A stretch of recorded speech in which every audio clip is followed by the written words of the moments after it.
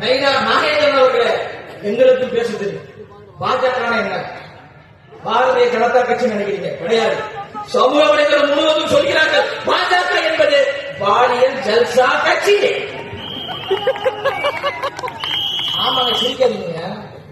பாலியல் குற்றச்சாட்டில் ஈடுபட்ட பல பேர் அடைக்கலம் தேடி பிஜேபி தான் பேசுறாங்க. அப்போ பாலியல் ஜல்சா கட்சியாக இருக்கக்கூடிய நீங்கள் எந்த தலைவரான விஜய் அவர்களை பற்றி பேசுகிற பொழுது உங்களுடைய முகத்திரையை மக்கள் மத்தியில் கிழிக்கக்கூடிய தளபதியின் தளபதியாக இருக்கிறோம்.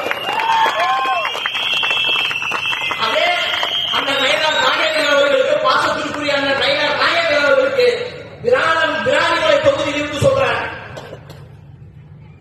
சொட்ட மண்டையில் கூட முடிவாக தவிர தமிழ்நாட்டில் தாமரை வளரவே வளராது. பிஜேபி எந்த வடிவத்தில் வந்தாலும், பாசிசம் எந்த வடிவத்தில் வந்தாலும்